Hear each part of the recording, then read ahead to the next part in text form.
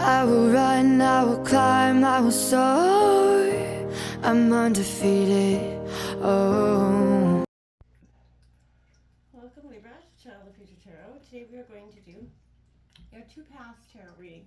This is going to be for the Sun, Moon, Rising, and Venus signs of Libra. Please take the messages that resonate with you, claim them for yourself, toss the universe what does not. It's not meant for you, and that's okay. Check out your other Moon, Rising, and Venus placements and the videos that correspond with that to get some more intuitive guidance if you do not find it here. Please be mindful. I'm going to use the same bowl here. As I do so, I ask you to take that deep breath in and exhale whenever you feel so inclined to do so. It's going to help just kind of prepare for the messages of reading and, balance your root chakra energy. Okay, but be mindful, it's going to be loud. So if you've got headphones or anything like that, I don't want to blast anybody's eardrums, okay? So with this Two Paths, there's a time in life when, whether it's personal, career, family, relationships, whatever it is, where we come to a crossroads of life where we have to make a choice between something. This reading is kind of designed to help you along with that. We'll draw some cards out for choice A, some for choice B, and then some oracle messages. One card is from Spirit Guides. I will read the passage from the book because it's quite powerful, and I feel like it's very suiting for each and every reading so far. So, okay. That being said, if you're new or returning to the channel, welcome. So happy to have all of you. Thank you for liking, sharing, subscribing. It means so much to me from the bottom of my heart. So thank you very, very much. I cannot express enough. I think I've gotten the jibber jabber out, so let's begin, okay?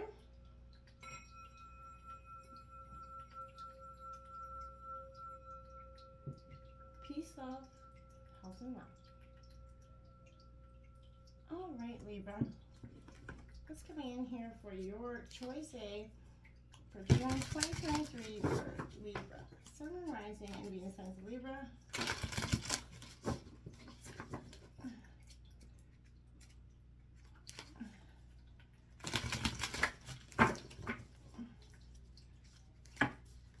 Coming in here for Libra.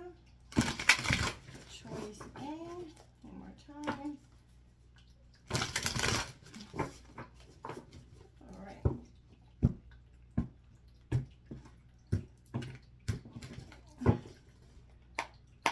So the first card I represent your kind of overall feelings towards the situation. We got the Moon in reverse.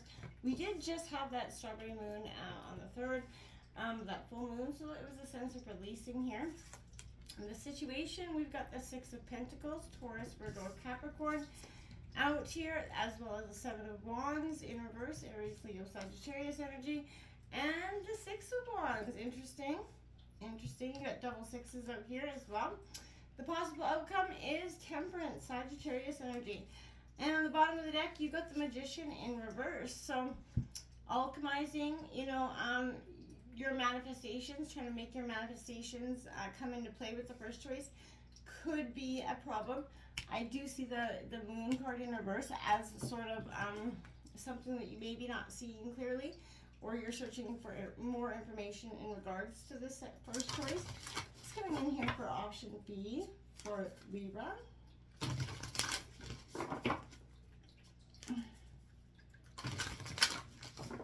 In here for option B for Libra. In the Six of Pentacles, Six of Wands suggests to me that there's that you're rising above, there's victory here, but the Seven of Wands in reverse first suggests, I feel like you're back to 6, 7, 6, right? You're sort of balancing yourself out. You're struggling with that inner victory in some way with this first choice. I feel like the possible outcome is Sagittarius. Tempering your emotions will help you get to a better, more clear, unbiased energy. Choice B represents that 8. Look at that. So that's that 8 of Swords energy. Feeling trapped, feeling under the attack. With choice B, we have the, I like that card. So look at the Six of Pentacles comes out here again. So you got the Six of Pentacles and the Six of Pentacles. Okay, now we have the Ten of Swords, that rock bottom energy. Then we have the Nine of Cups. I like. So we go from the 10 of Swords, the rock bottom, feeling very trapped, to the 9 of Cups, which is your wish fulfillment card. The possible outcome is the 2 of Swords, the horizon, moving on past us. Bottom of the deck, we got the Sun of Wands there.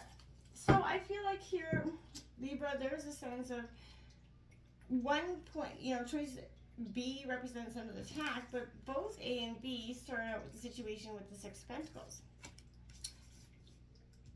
So one takes you to that next step further with that rock bottom energy, but then we get the wish fulfillment. We get the 6 of Wands, rising up.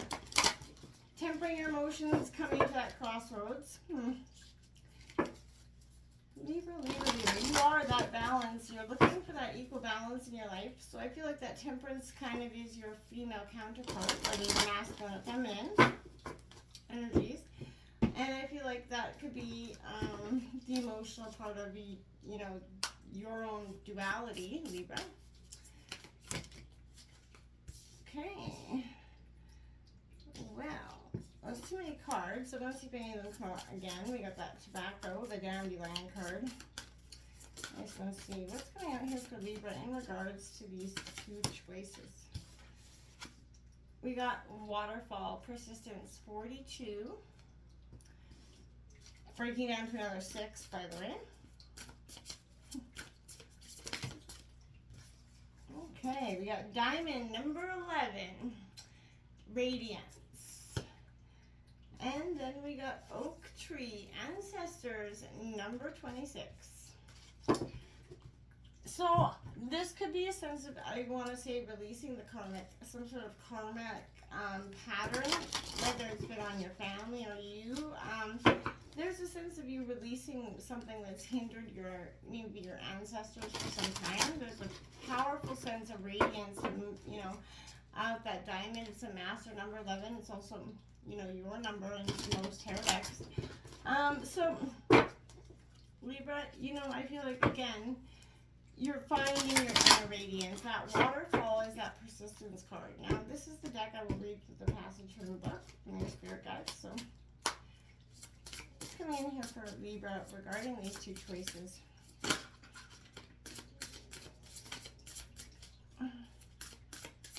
Coming in here for Libra regarding these 2 choices. Okay, so these 2 are just spiritual messages for the reader, but you did get spiritual message and karmic message coming out here for you. But we got secrets, 28, something, and number 2, help. So I'll read you those passages briefly in a second. I just want to get the last card out here on deck so that we can get an accurate final kind of message. What's the final message for Libra regarding these 2 choices?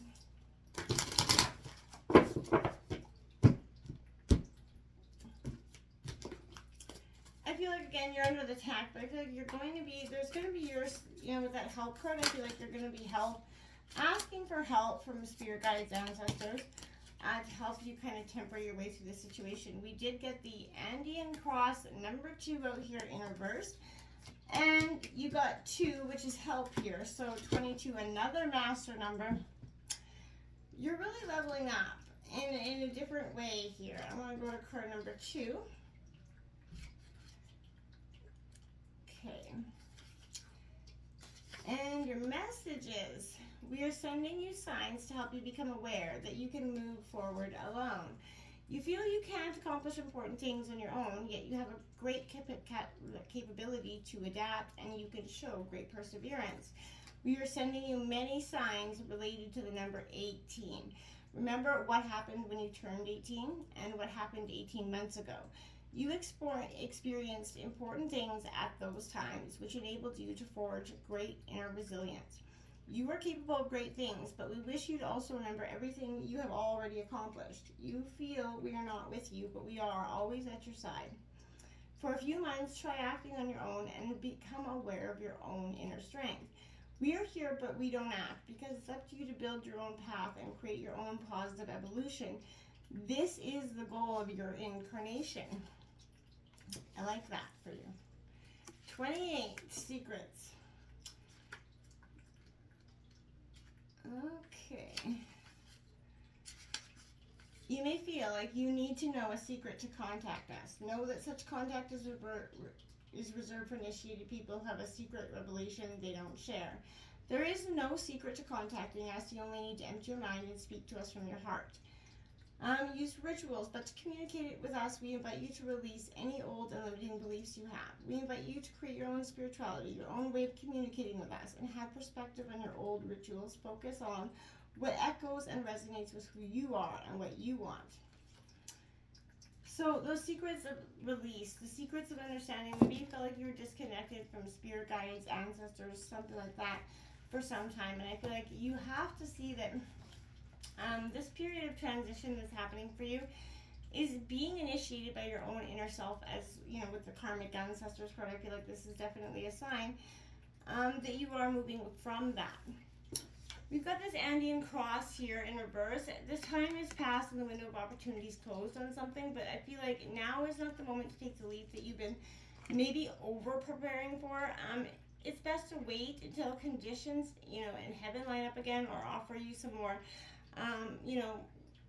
prosperous moment here. But any bold action you take now will require tremendous effort on your part. Just as important as knowing when to act is knowing when to return to your inner stillness and wait for more favorable outcomes. And I feel like, you know what I mean, knowing when to hold them, knowing when to fold them, knowing when to walk away, and knowing when to run is going to be a powerful sense of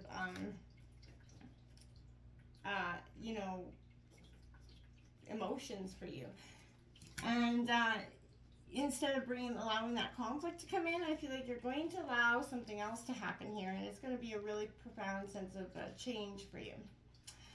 This Diamond Radiance card comes out because if you've ever felt like you just negated or diminished how you can affect others in a positive way, you didn't really see the beautiful energy that you brought into that room.